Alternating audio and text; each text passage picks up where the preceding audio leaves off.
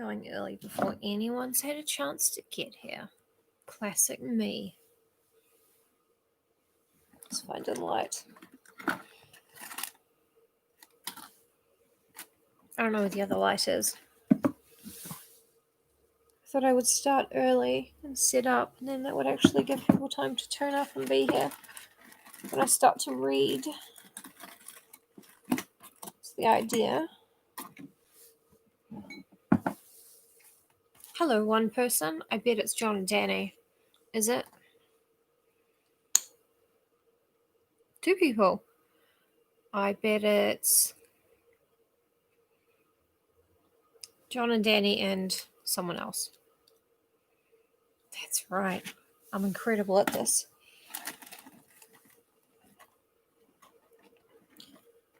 Where is that other little light? I think it must have fallen down. It's a shame. Hello. Hi. It is time for the thrilling conclusion. Or it will be. Except... no, my internet's okay.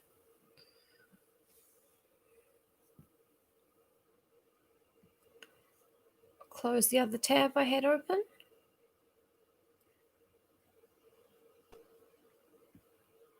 There. Okay. So it's just us for a little bit. Which is nice, I think. I don't know where that little light could have gone.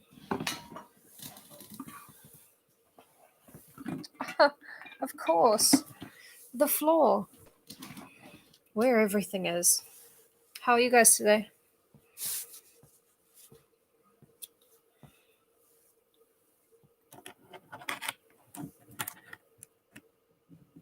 I think I'll leave the light off. Whoa. Yes, I'll leave the light off, otherwise it'll actually blind me. Much spookier.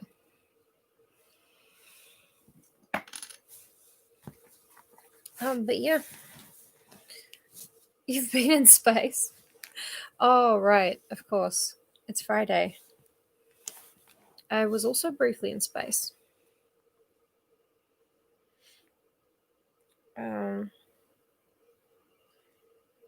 I do not remember it. But I feel better. Doing alright? That's good. Alright, I think, is the best that any of us can actually hope for at the moment. Oh, space game. Oh, I see. I'm going to have to come down and play Crusader Kings on John's computer at some point because it just makes you such a monster. I miss that monster. I mean, I know I can still be a monster in Hitman Blood Money, but it's a different kind of monstrosity. It's not multi-generational revenge, you know? But what is? I don't really know how to recap this because we're nearly at an end and it's been very strange the whole time. So I think we left. Yep, we left the doctor. Thank you, Danny. Same to you. Oh, yeah, Crusader Kings draws things out of you that you didn't know were there, and then now you're kind of disappointed with yourself and with them, but it's not their fault.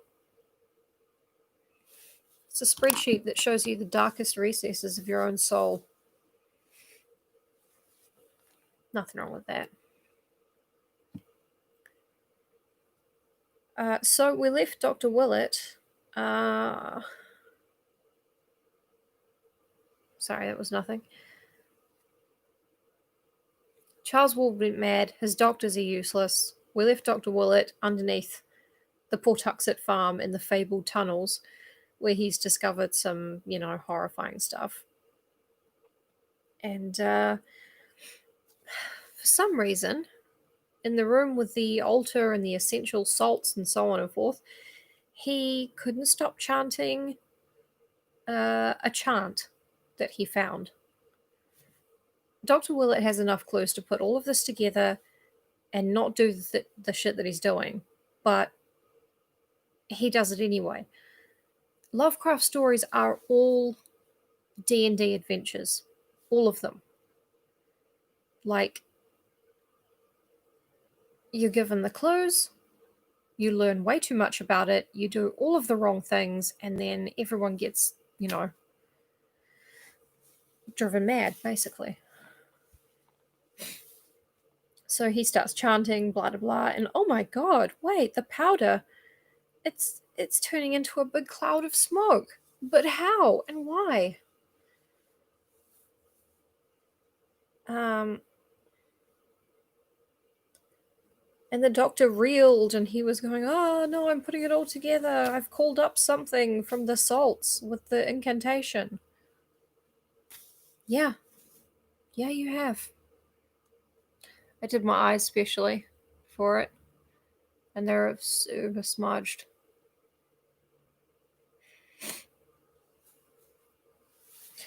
Oh, I mean, I think there are some perfectly valid reasons for doing such a thing in character.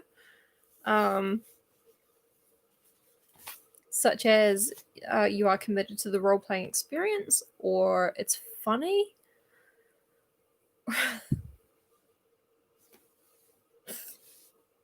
Okay. The Case of Charles Dexter Ward, part 4, 5, can't remember. Chapter 5.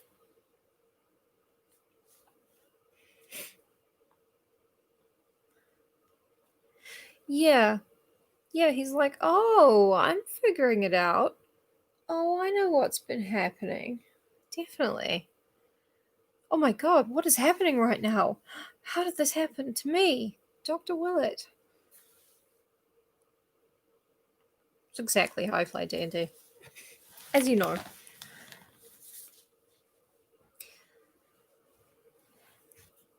Chapter 5. Marinus Bicknell Willett has no hope that any part of his tale will be believed, except by certain sympathetic friends. Hence, he has made no attempt to tell it beyond his most intimate circle, which I think is really funny because in the modern world we don't really say that. Only a few outsiders have ever heard it repeated, and of these the majority laugh and remark that the doctor surely is getting old. He has been advised to take a long vacation and to shun future cases dealing with mental disturbance. But Mr. Ward knows that the veteran physician speaks only a horrible truth. Did not he himself see the noisome aperture in the bungalow cellar? Did not Willett send him home overcome and ill at 11 o'clock that portentous morning? Did he not telephone the doctor in vain that evening, and again the next day? And had he not driven to the bungalow itself on that following noon, finding his friend unconscious but unharmed on one of the beds upstairs? Willett had been breathing stertorously, and opened his eyes slowly when Mr. Ward gave him some brandy fetched from the car. Then he shuddered and screamed, crying out, that beard, those eyes, God, who are you?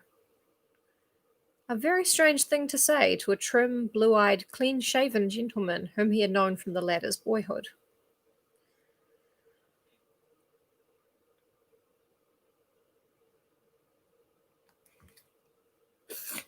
Exactly. Why are things why? Oh my gosh, what's going on now? Crazy. In the bright noon sunlight, the bungalow was unchanged since the previous morning.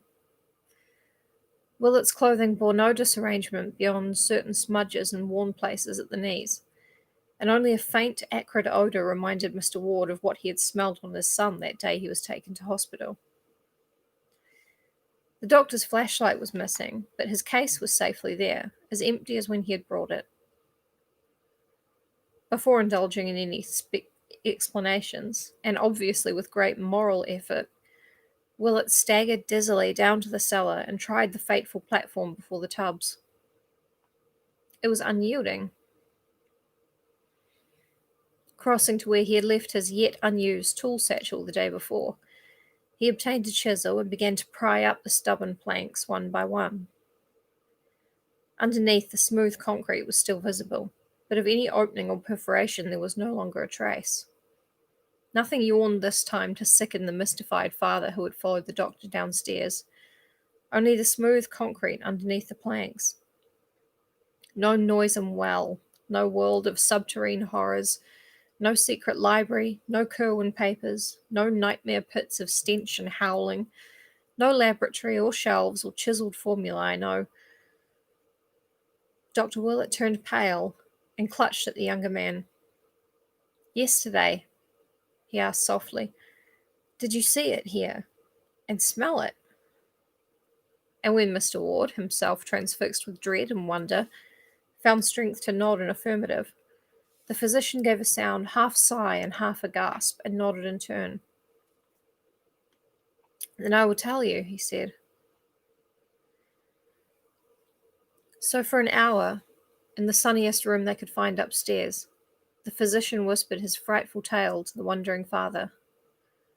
There was nothing to relate beyond the looming up of that form when the greenish-black vapour from the kulaks parted, and Willett was too tired to ask himself what had really occurred.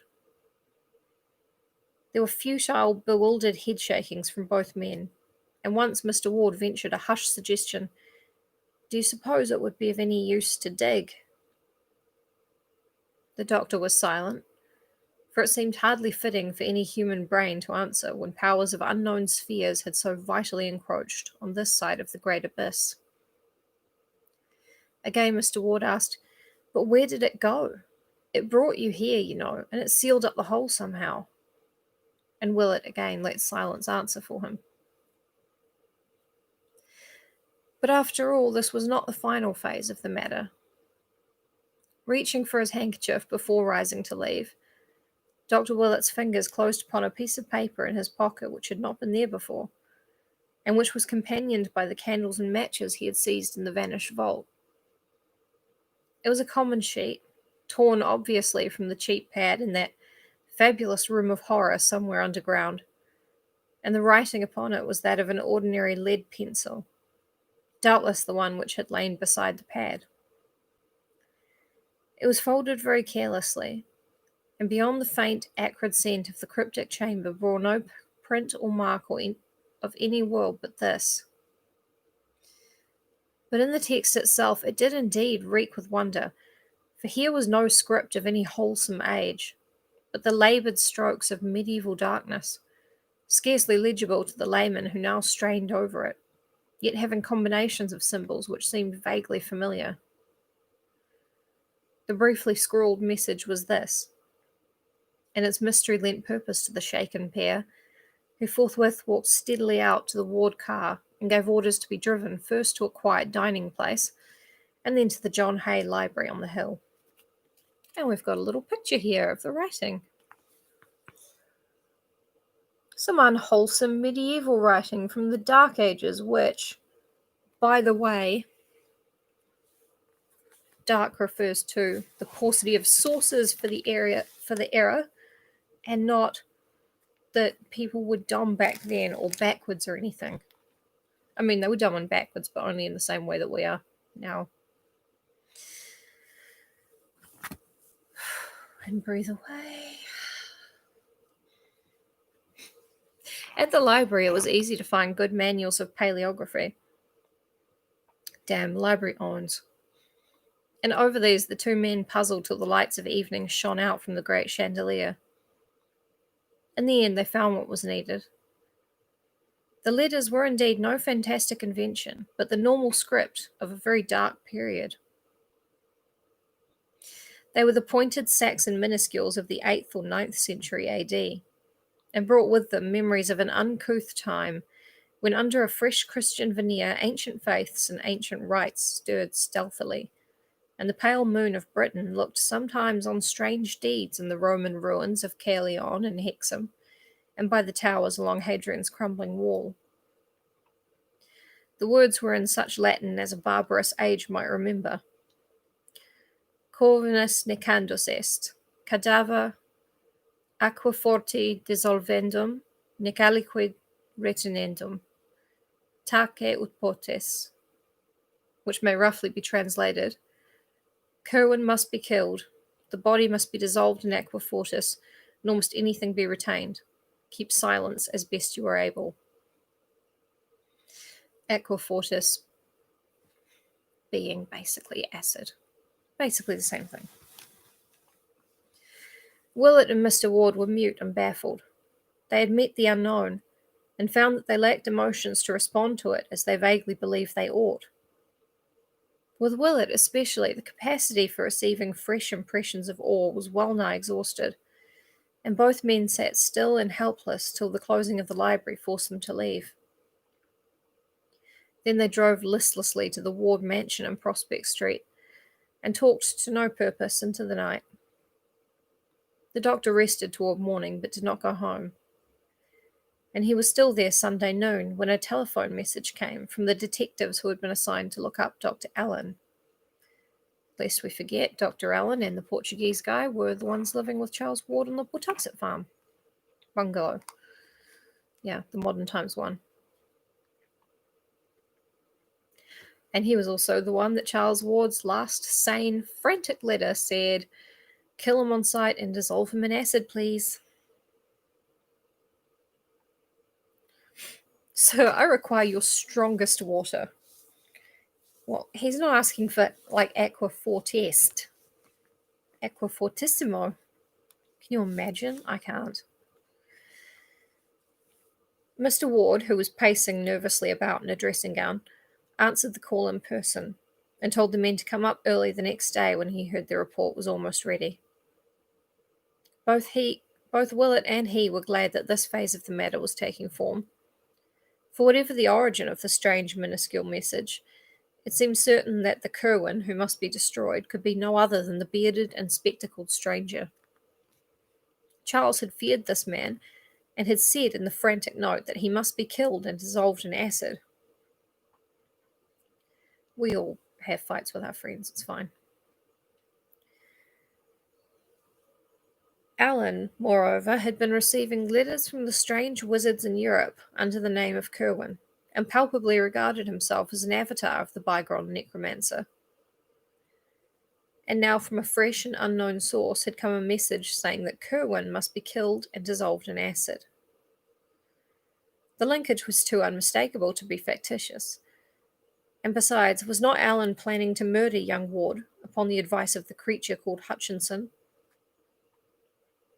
Of course, the letter they had seen had never reached the bearded stranger, but from its text they could see that Allen had already formed plans for dealing with the youth if he grew too squeamish.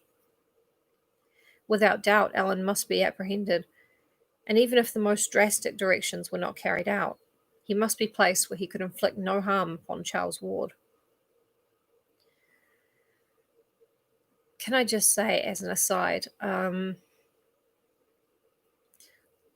when you have your frantic, terrified son and a creature from beyond the grave begging you to dissolve a guy in acid, probably just do it. Just do it. Like, I'm sorry, but I don't think this is a case for crisis mental health care. I think it's probably a case for acid. But what do I know? That afternoon, hoping against hope to extract some gleam of information and then the innermost mysteries which from the only available one capable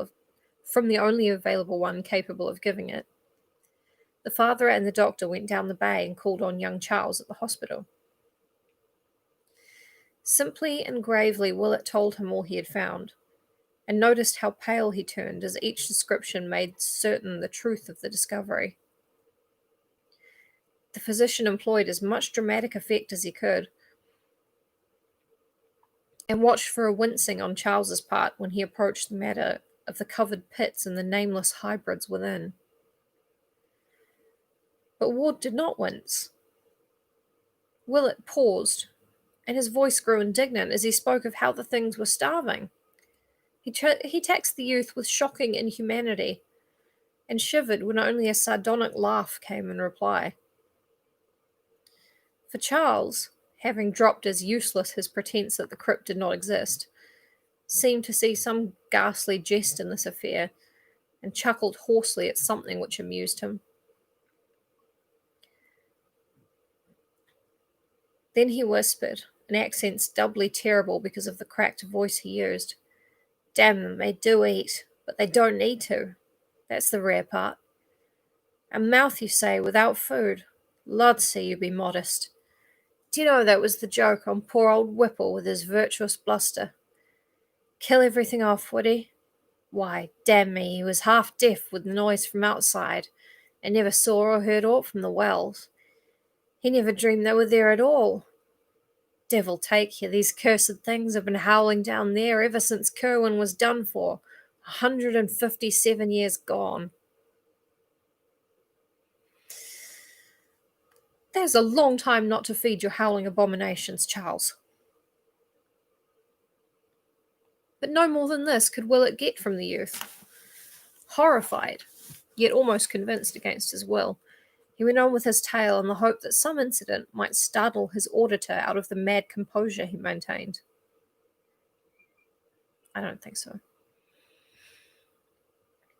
Looking at the youth's face, the doctor could not but feel a kind of terror at the changes which recent months had wrought. Truly, the boy had drawn down nameless horrors from the skies. When the room with the formulae and the greenish dust was mentioned, Charles showed his first sign of animation.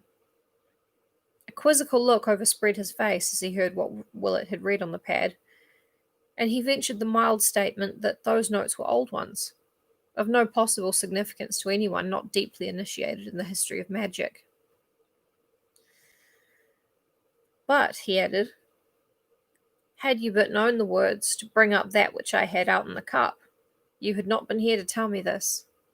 'Twas number 118, and I convince you would have shook had you looked it up in my list in t'other room.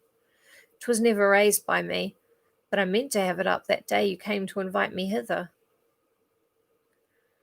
"I want to know what was in it. I want to know." "Oh, hi, Josh." Dr. Willett got out okay, and now they're trying to find Dr. Allen.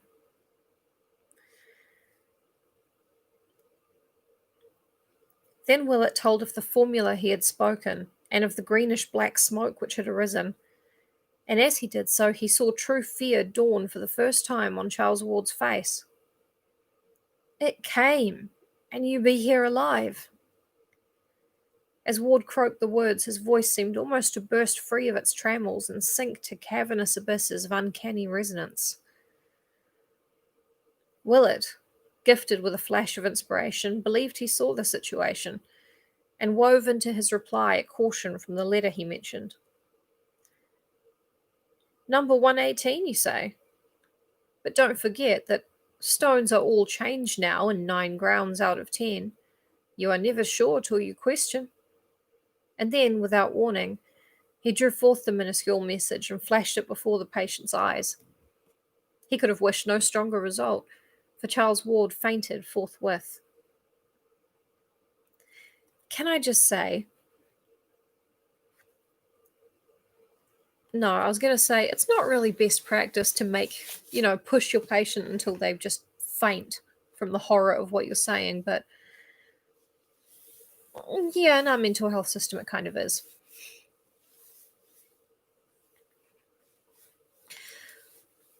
All this conversation, of course, had been conducted with the greatest secrecy, lest the resident alienists accuse the father and the physician of encouraging a madman in his delusions. Unaided, too, Dr. Willett and Mr. Ward picked up the stricken youth and placed him on the couch. In reviving, the patient mumbled many times of some word which he must get to Orrin and Hutchinson at once. So when his consciousness seemed fully back, the doctor told him that of those strange creatures, at least one was his bitter enemy, and had given Dr. Allen advice for his assassination.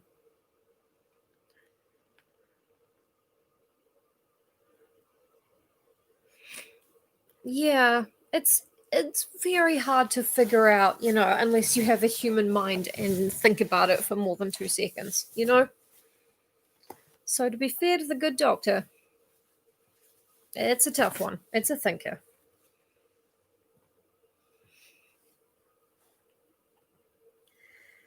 Advice for his assassination.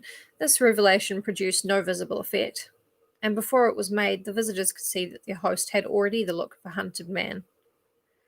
After that, he would converse no more, so Willett and the father departed presently, leaving behind a caution against the bearded Alan, to which the youth only replied that this individual was very safely taken care of, and could do no one any harm even if he wished. This was said with an almost evil chuckle, very painful to hear. They did not worry about any communications Charles might indite to that monstrous pair in Europe, since they knew that the hospital authorities seized all outgoing mail for censorship, and would pass no wild or outre-looking missive. There is, however, a curious sequel to the matter of Orne and Hutchinson, if such indeed the exiled wizards were. Moved by some vague presentiment amidst the horrors of that period, Willett arranged with an international press-cutting bureau for accounts of notable current crimes and accidents in Prague and in eastern Transylvania. Man, the old days fucking sucked. You have to go to all that trouble. You can't just go to, Reddit. And after 6 months, believed that he had found two very significant things amongst the multifarious items he received and had translated. One was the total wrecking of a house by night in the oldest quarter of Prague, and the disappearance of the evil old man called Joseph Nadek, who had dwelt in it alone ever since anyone could remember. The other was a Titan explosion in the Transylvanian mountains east of Rakus, and the utter extirpation with all its inmates of the ill-regarded Castle Firenze. I know I'm not saying it right, it's fine. Whose master was so badly spoken of by peasants and soldiery alike that he would shortly have been summoned to Bucharest for serious questioning, had not this incident cut off a career already so long as to antedate all common memory. Willett maintains that the hand which wrote these minuscules was able to wield stronger weapons as well, and that while Kerwin was left to him to dispose of, the writer felt able to find and deal with Orne and Hutchinson itself. Of what their fate may have been, the doctor strives sedulously not to think. The end. Well, not the end. The end of that chapter. Extirpation. Killed. Moided. Wiped out. Blotted out. I'll type it in the chat.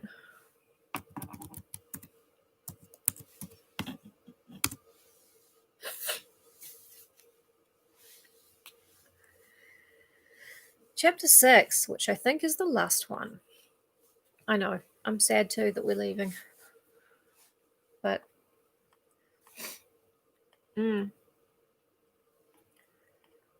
Moidered. Hi, Nick. Chapter 6, the last chapter. The following morning, Dr. Willett hastened to the ward home to be present when the detectives arrived. Alan's destruction or imprisonment, or Kerwin's, if one might regard the tacit claim to reincarnation as valid, he felt must be accomplished at any cost, and he communicated this conviction to Mr. Ward as they sat waiting for the men to come. They were downstairs this time, for the upper parts of the house were beginning to be shunned because of a peculiar nauseousness which hung indefinitely about, a nauseousness which the older servants connected with some curse left by the vanished Kerwin portrait. At 9 o'clock, the three detectives presented themselves and immediately delivered all that they had to say. They had not, regrettably enough, located the Portuguese Tony Gomez as they had wished, nor had they found the least trace of Dr. Allen's source or present whereabouts, but they had managed to unearth a considerable number of local impressions and facts concerning the reticent stranger. Allen had struck Pawtuxet people as a vaguely unnatural being, and there was a universal belief that his thick Van Dyke beard was either dyed or false, a belief conclusively upheld by the finding of such a false beard, together with a pair of dark glasses, in his room at the fateful bungalow. His voice, Mr. Ward could well testify from his one telephone conversation, had a depth and hollowness that could not be forgotten, and his glance seemed malign even through his smoked and horn-rimmed glasses. One shopkeeper, in the course of negotiations, had seen a specimen of his handwriting and declared that it was very queer and crabbed, this being confirmed by penciled notes of no clear meaning found in his room and identified by the merchant. In connection with the vampirism rumours of the preceding summer, I know, it's the way I say it, but it's Curwen, Curwen. In connection with the vampirism rumours of the preceding summer, a majority of the gossips believed that Alan, rather than Ward, was the actual vampire. Statements were also obtained from the officials who had visited the bungalow after the unpleasant incident of the motor truck robbery. They had felt less of the sinister in Dr. Allen, but had recognised him as the dominant figure in the queer, shadowy cottage. The place had been too dark for them to observe him clearly, but they would know him again if they saw him. His beard had looked odd, and they thought he had some slight scar above his dark spectacled right eye. As for the detective's search of Alan's room, it yielded nothing definite, save the beard and glasses, and several penciled notes in a crabbed writing which Willett at once saw was identical with that shared by the old Curwen manuscripts, and by the voluminous recent notes of young Ward found in the vanished catacombs of horror.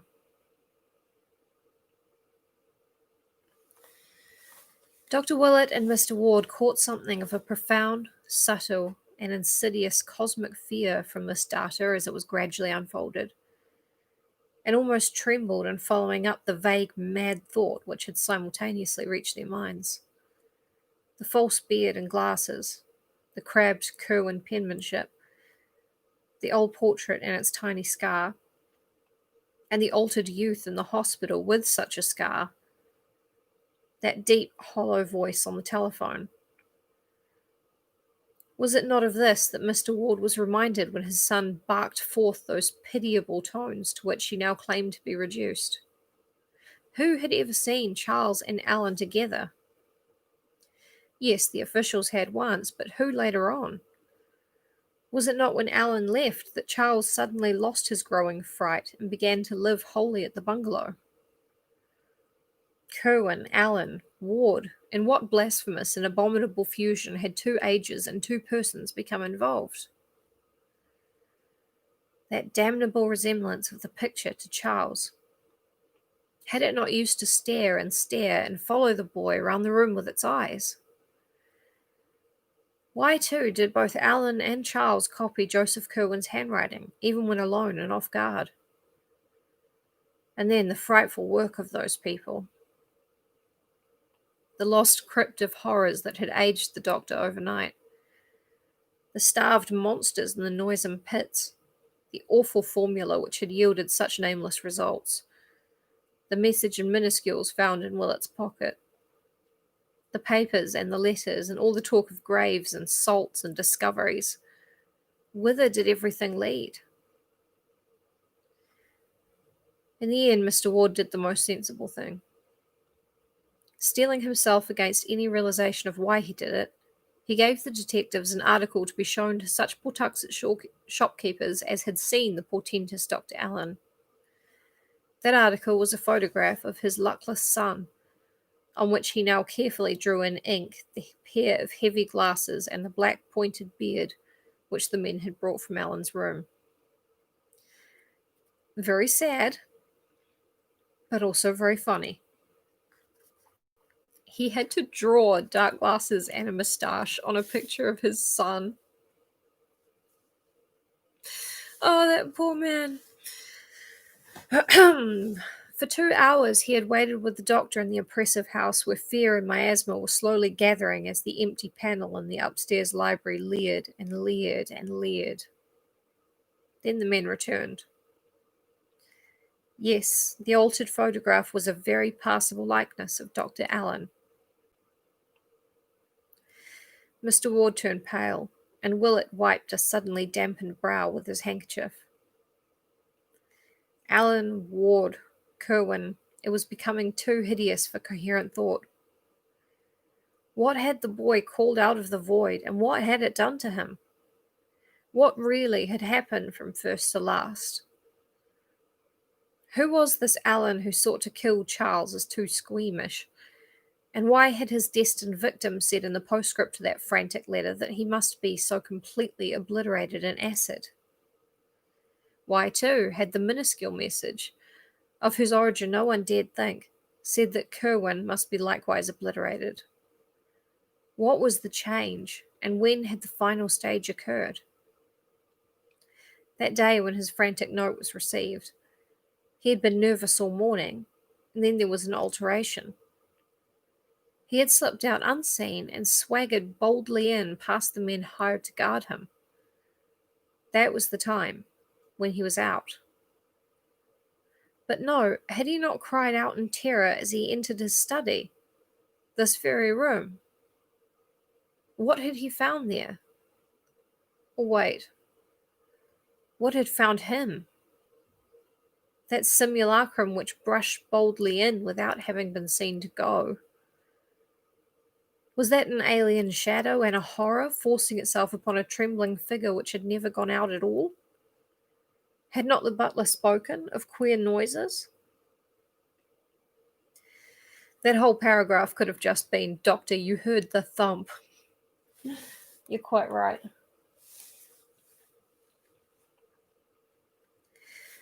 Willett rang for the man and asked him some low-toned questions. It had, surely enough, been a bad business.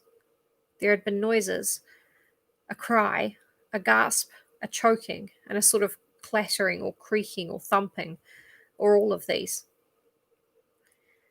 And Mr. Charles was not the same when he stalked out without a word. The butler shivered as he spoke, and sniffed at the heavy air that blew down from some open window upstairs. Terror had settled definitely upon the house, and only the business-like detectives failed to imbibe a full measure of it. Even they were restless, for this case had held vague elements in the background which pleased them not at all. Dr. Willett was thinking deeply and rapidly, and his thoughts were terrible ones. Now and then he would almost break into muttering as he ran over in his head a new, appalling, and increasingly conclusive chain of nightmare happenings. Oh my God, Dr. Kazis is on the case. Oh, he's the detective we deserve.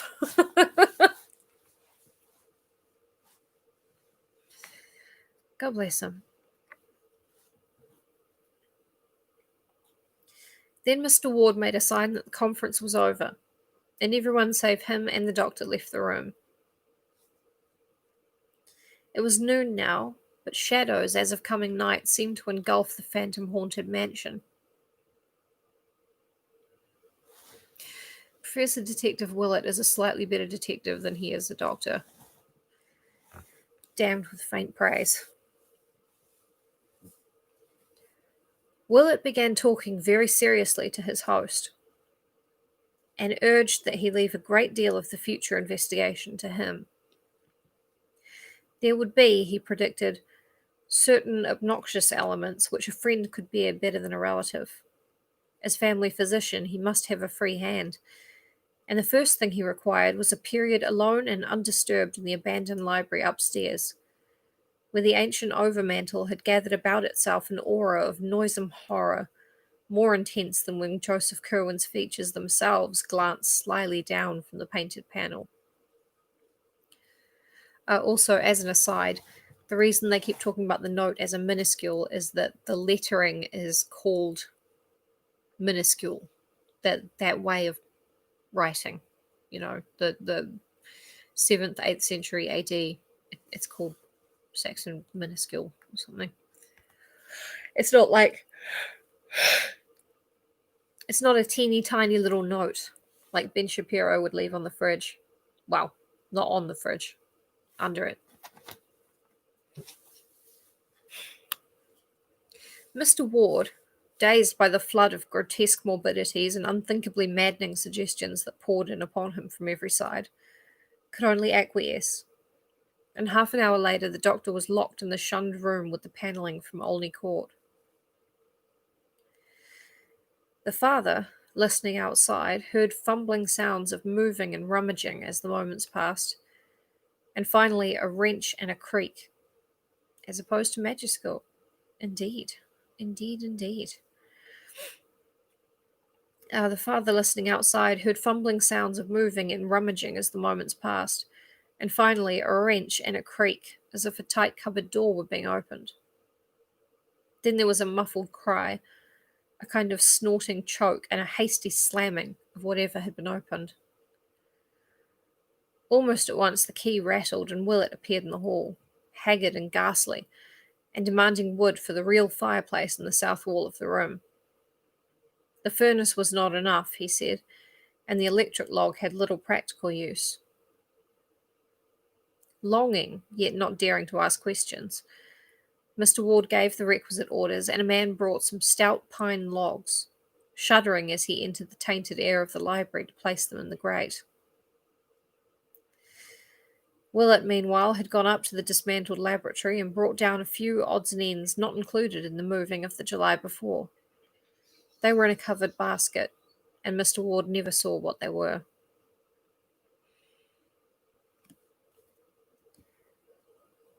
Then the doctor locked himself in the library once more, and by the clouds of smoke which rolled down past the windows from the chimney it was known that he had lighted the fire. Later, after a great rustling of newspapers, that odd wrench and creaking were heard again, followed by a thumping which none of the eavesdroppers liked. Thereafter 2 suppressed cries of Willett's were heard, and hard upon these came a swishing rustle of indefinable hatefulness. Finally, the smoke that the wind beat down from the chimney grew very dark and acrid, and everyone wished that the weather had spared them this choking and venomous inundation of peculiar fumes. Mr. Ward's head reeled, and the servants all clustered together in a knot to watch the horrible black smoke swoop down. After an age of waiting, the vapours seemed to lighten, and half-formless sounds of scraping, sweeping, and other minor operations were heard behind the bolted door. And at last, after the slamming of some cupboard within, Willett made his appearance, sad, pale, and haggard, and bearing the cloth-draped basket he had taken from the upstairs laboratory. He had left the window open, and into that once accursed room was pouring a wealth of pure, wholesome air to mix with a queer new smell of disinfectants. The ancient overmantel still lingered, but it seemed robbed of malignity now, and rose as calm and stately in its white panelling as if it had never borne the Joseph Curwen. Night was coming on, yet this time its shadows held no latent fright, but only a gentle melancholy. Of what he had done, the doctor would never speak. To Mr. Ward he said, "I can answer no questions, but I will say that there are different kinds of magic. I have made a great purgation, and those in this house will sleep the better for it."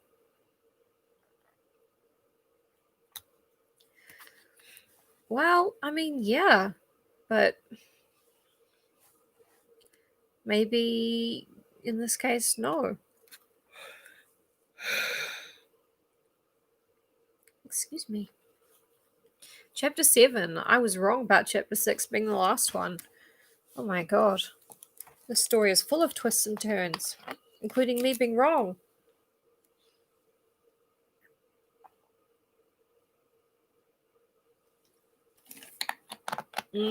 Water. It's what I choose to drink, and not the only thing there is. That'd be a good ad.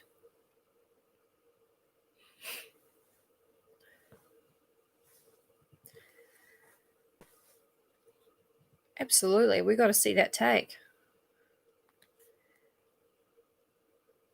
Chapter 7. That Dr. Willett's purgation had been an ordeal almost as nerve-wracking in its way as his hideous wandering in the vanished crypt is shown by the fact that the elderly physician gave out completely as soon as he reached home that evening. Oh, dude, I don't want to hear about a home cremation. If you guys do, follow each other on Twitter and talk about it there. I don't want to hear about it. That is too much for me. The elderly physician gave out completely as soon as he reached home that evening. For 3 days he rested constantly in his room, though servants later muttered something about having heard him after midnight on Wednesday, when the outer door softly opened and closed with phenomenal softness. Softness? Jesus, Lovecraft. Servants' imaginations, fortunately, are limited. You bastard. Else comment might have been excited by an item in Thursday's evening bulletin which ran as follows. North End ghouls active again. After a lull of 10 months since the dastardly vandalism in the Whedon lot at the North Burial Ground. Nice. Cheers, Nick. A nocturnal prowler was glimpsed early this morning in the same cemetery by Robert Hart, the night watchman.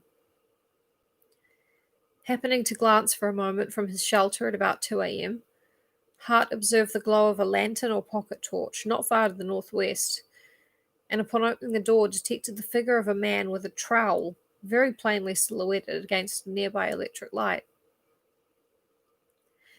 At once starting in pursuit, he saw the figure dart hurriedly toward the main entrance, gaining the street and losing himself among the shadows before approach or capture was possible.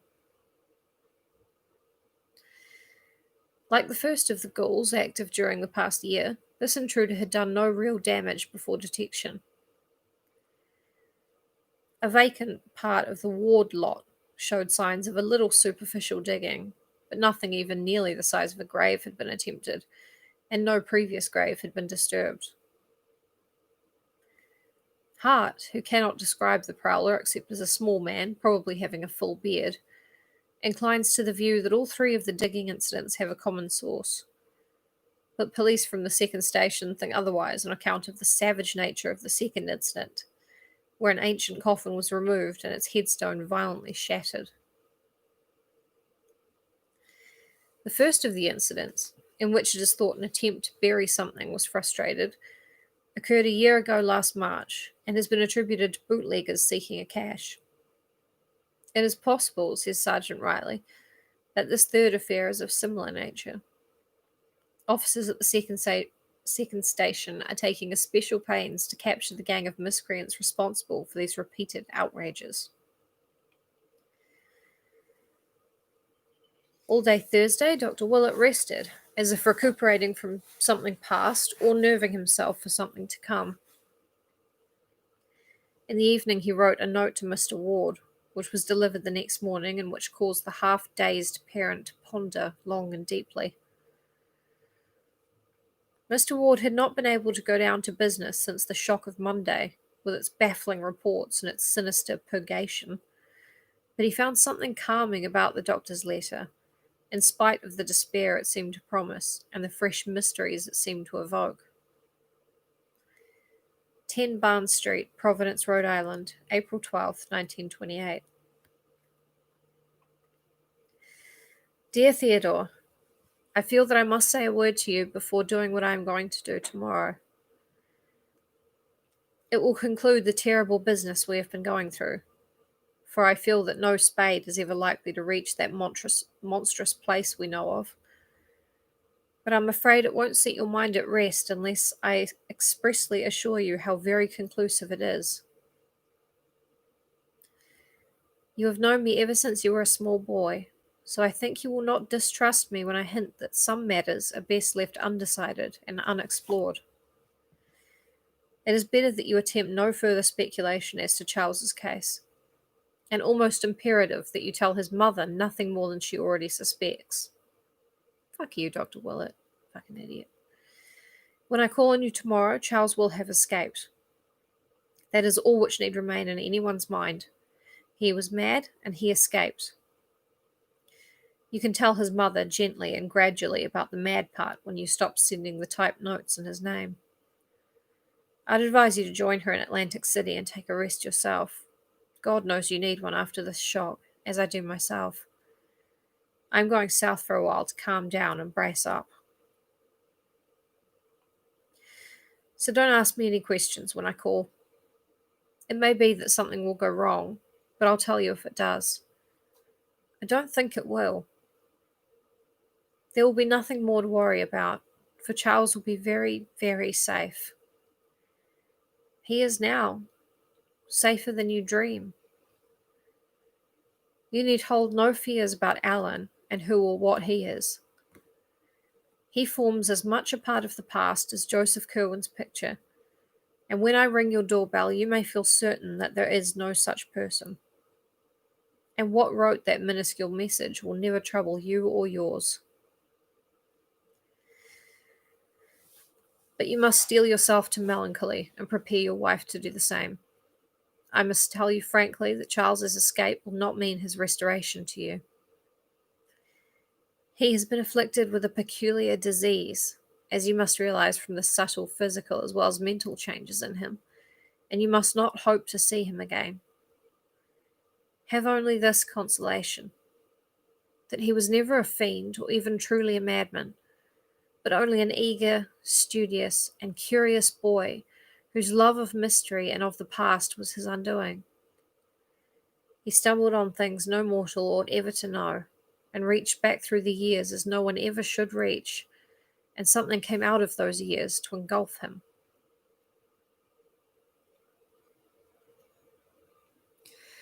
And now comes the matter in which I must ask you to trust me most of all. For there will be indeed no uncertainty about Charles's fate. In about a year, say, you can, if you wish, devise a suitable account of the end, for the boy will be no more. You can put up a stone in your lot at the North Burial Ground, exactly 10 feet west of your father's and facing the same way, and that will mark the true resting place of your son. Nor need you fear that it will mark any abnormality or changeling. The ashes in that grave will be those of your own unaltered bone and sinew, of the real Charles Dexter Ward, whose mind you watched from infancy, the real Charles with the olive mark on his hip and without the black witch mark on his chest or the pit on his forehead. The Charles who never did actual evil, and who will have paid with his life for his squeamishness. That is all. Charles will have escaped, and a year from now you can put up his stone. Do not question me tomorrow, and believe that the honour of your ancient family remains untainted now, as it has been at all times in the past. With profoundest sympathy and exhortations to fortitude, calmness, and resignation, I am ever sincerely your friend, Marinus B. Willett. Yeah, he's 100% safe as long as, we all agree that dead and safe are the same basic thing. Remember when Jigsaw told that guy that his son was in a safe place, and it turned out his son was literally inside a safe? That was pretty funny. I love the Saw movies. Anyway. So on the morning of Friday, April the 13th, 1928, Marinus Bicknell Willett visited the room of Charles Dexter Ward at Dr. Waite's private hospital on Conanicut Island. The youth, though making no attempt to evade his caller, was in a sullen mood, and seemed disinclined to open the conversation which Willett obviously desired. Oh, they're not scary. I don't like looking at the traps. They're more of a, insane soap opera with horrible traps and special effects thrown in.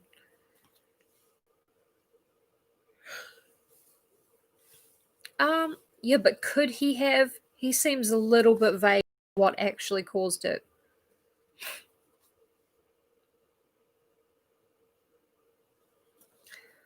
I mean, it was scary. It was pretty scary.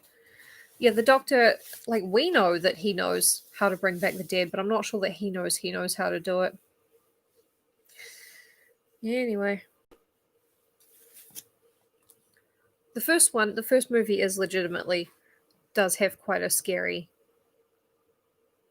bit to it. And it scared the shit out of me because I was 18. I'd never seen anything like it. But the rest of them, just, it's more like a soap opera. Like, they show all these flashbacks of previous movies. And they have all these twists and turns that are just ridiculous. It's great. There are like 8 of them. And yeah. Fair enough. It's not everyone's cup of tea.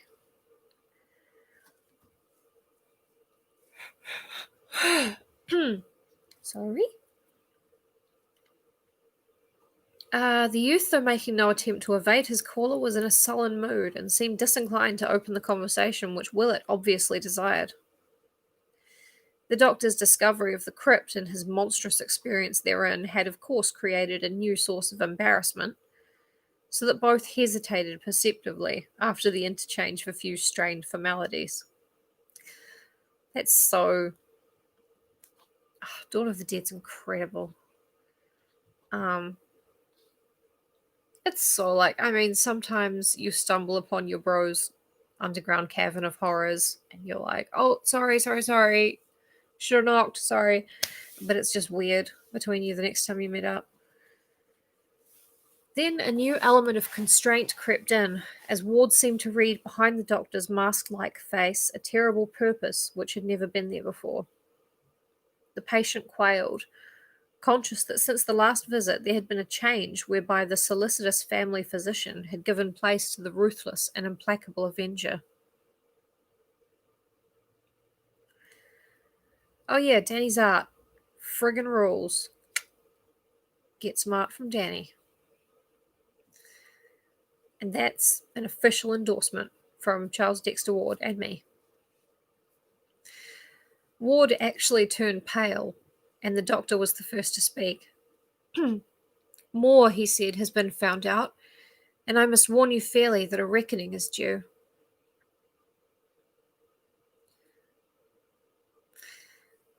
Digging again, and coming upon more starving pets, was the ironic reply. It was evident that the youth meant to show bravado to the last. No, Willett slowly rejoined. This time I did not have to dig. We have had men looking up Dr. Allen, and they found the false beard and spectacles in the bungalow. Excellent, commented the disquieted host in an effort to be wittily insulting. I trust they proved more becoming than the beard and glasses you now have on. He's not good at it, but he's trying, bless him. They would become you very well, came the even and studied response, as indeed they seem to have done. As Willett said this, it almost seemed as though a cloud passed over the sun, though there was no change in the shadows on the floor. Then Ward ventured, and is this what asks so hotly for a reckoning? Suppose a man does find it now and then useful to be twofold. No, says Willett gravely. Again you are wrong. It is no business of mine if any man seeks duality, provided he has any right to exist at all, and provided he does not destroy what called him out of space. Ward now started violently. Well, sir, what have you found? And what do you want with me? The doctor let a little time elapse before replying, as if choosing his words for an effective answer. I have found, he finally intoned, something in a cupboard behind an ancient overmantel where a picture once was, and I have burned it and buried the ashes where the grave of Charles Dexter Ward ought to be. The madman choked and sprang from the chair in which he had been sitting. Damn you, who did you tell? And who'll believe it was he after these full 2 months with me alive? What do you mean to do? Willett, though a small man, actually took on a kind of judicial majesty as he calmed the patient with a gesture. I have told no one. This is no common case. It is a madness out of time and a horror from beyond the spheres which no police or lawyers or courts or alienists could ever fathom or grapple with. Thank God some chance has left inside me the spark of imagination, that I might not go astray in thinking out this thing. You could not deceive me, Joseph Curwen, for I know that your accursed magic is true. I know how you wove the spell that brooded outside the years and fastened on your double and descendant. I know how you drew him into the past and got him to raise you up from your detestable grave.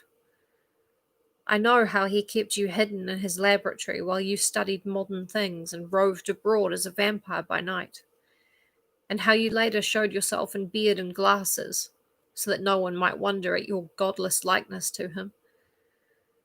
I know what you resolved to do when he balked at your monstrous rifling of the world's tombs, and at what you planned afterward. And I know how you did it. You left off your beard and glasses and fooled the guards around the house. They thought it was he who went in, and they thought it was he who came out when you had strangled and hidden him. But you hadn't reckoned on the different contents of two minds. You were a fool, Curwen, to fancy that a mere visual identity would be enough. Why didn't you think of the speech and the voice and the handwriting? It hasn't worked, you see, after all. You know better than I who or what wrote that message in minuscules, but I will warn you it was not written in vain. There are abominations and blasphemies which must be stamped out, and I believe that the writer of those words will attend to Orne and Hutchinson. One of those creatures wrote you once, "Do not call up any that you cannot put down." You were undone once before, perhaps in that very way, and it may be that your own evil magic will undo you all again. Curwen, a man can't tamper with nature beyond certain limits, and every horror you have woven will rise up to wipe you out. But here the doctor was cut short by a convulsive cry from the creature before him. Hopelessly at bay, weaponless, and knowing that any show of physical violence would bring a score of attendants to the doctor's rescue, Joseph Curwen had recourse to his one ancient ally, and began a series of cabalistic motions with his forefingers as his deep, hollow voice, now unconcealed by feigned hoarseness, bellowed out the opening words of a terrible formula. Per Adonai Elohim, Adonai Yehovah, Adonai Sabaoth, Metatron. But Willett was too quick for him, cutting him off, even as I was cut off, and did not read the words aloud, making sure everyone knows that. But Willett was too quick for him, even as the dogs in the yard outside began to howl, and even as a chill wind sprang suddenly up from the bay, the doctor commenced the solemn and measured intonation of that which he had meant all along to recite. An eye for an eye, magic for magic. Let the outcome show how well the lesson of the abyss had been learned. So in a clear voice, Marinus Bicknell Willett began the second of that pair of formulae whose first had raised the writer of those minuscules. The cryptic invocation whose heading was the dragon's tail, sign of the descending node. Ogthrodaif Gebel, Ea Yogsothoth, Naning Aizro. At the very first word from Willett's mouth, the previously commenced formula of the patient stopped short. Unable to speak, the monster made wild motions with his arms until they too were arrested. When the awful name of Yog-Sothoth was uttered, the hideous change began. It was not merely a dissolution, but rather a transformation or recapitulation, and Willett shut his eyes lest he faint before the rest of the incantation could be pronounced. But he did not faint, and that man of unholy centuries and forbidden secrets never troubled the world again. The madness out of time had subsided, and the case of Charles Dexter Ward was closed. Opening his eyes before staggering out of that room of horror, Dr. Willett saw that what he had kept in memory had not been kept amiss. There had, as he had predicted, been no need for acid. For like his accursed picture a year before, Joseph Curwen now lay scattered on the floor as a thin coating of fine bluish-grey dust. The end.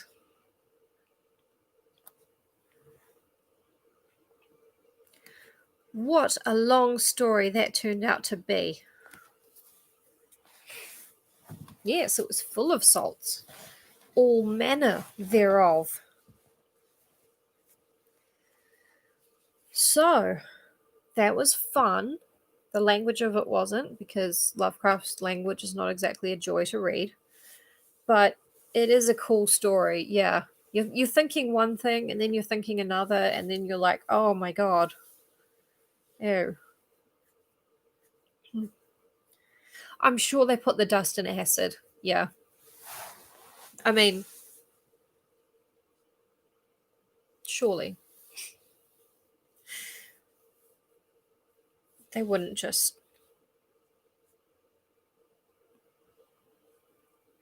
Yeah. Yeah. I figured they would at least scatter them or something. I don't know. I wonder if anyone knows Charles Dexter Ward, minuscule writer.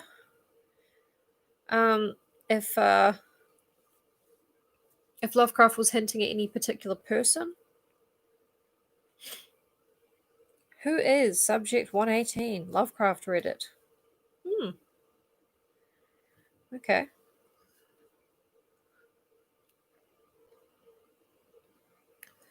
Yeah, yeah, he did say no need for acid. Oh well, I suppose then people can write their own story about the case of, some other fucking guy. And, how Joseph Curwen came back from the dead yet again because someone didn't use acid. Merlin. It's not Merlin, idiot.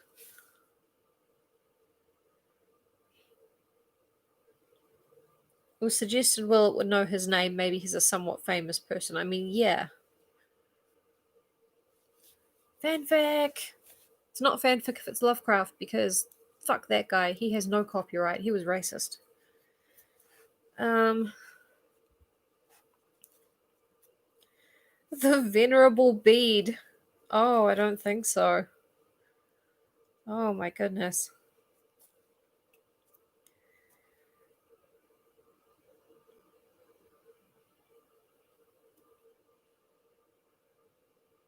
Ah. Ah, okay. Alright. Said, maybe it wasn't an Anglo-Saxon man at all. Maybe the person raised up was Arabic, but wrote in Latin because he thought it was, probably best for communicating with these people. And maybe he was Abdul al-Hazred, the writer of the Necronomicon. I mean, yeah.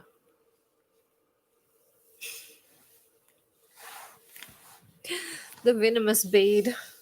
I don't know if you ever had a copy of 1066 and all that, but it's my favorite history book. Bar none.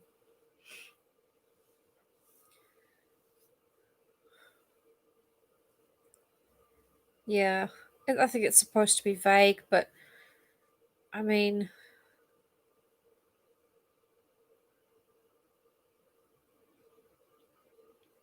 Charlemagne? I don't think of Charlemagne as particularly like a wizard. Yeah, that's true.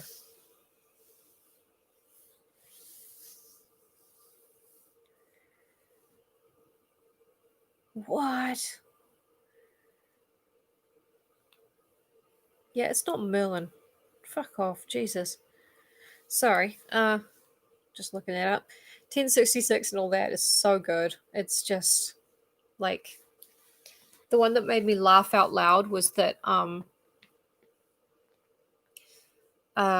Henry the First, his son died on the white ship, and then he ate a surfeit of lampreys and died and never smiled again. Just for some reason, it just really got me. I was like, oh my god, he never smiled again after he died. No one's ever loved that joke as much as I do. But yeah, thank you for joining me for the case of Charles Dexter Ward. The prose was very clunky, but it had some very creepy ideas and set pieces and notions in it. Those poor starving things. I mean, Dr. Willett doesn't seem too fussed about it. Don't think he's going to go back there and break open the fresh concrete. Go and put them out of their misery. No, first you have to eat a surfeit of lampreys, which, no thank you. Oh, you guys are so welcome. The next story we read will be something else. It'll be something lyrical that's enjoyable to read.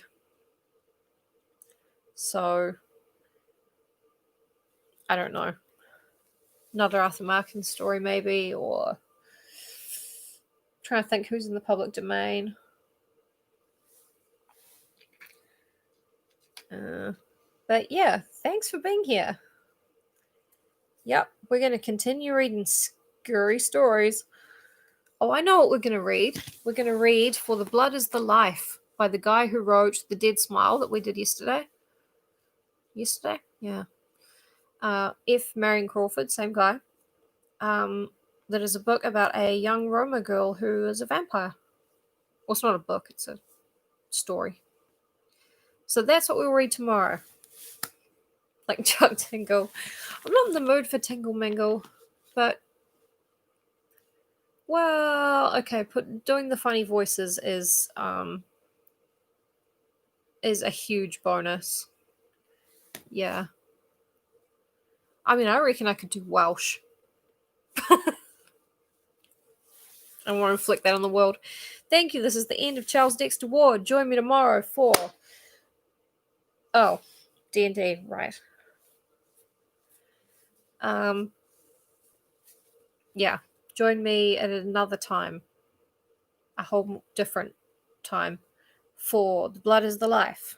And Nick, I probably would not watch it, to be honest, because I like to talk, not to listen. Like, I don't really do podcasts or anything. Because my mind just slides off the words when it's for listening. I'm more of a visual person. But in all honesty, that's why. I don't do audiobooks. I don't do anything like that, but I will read to people because I've always liked to talk. Okay, so thanks, guys. I will see you in the next one. Or at D&D. Wash your hands. Be good to each other. End stream.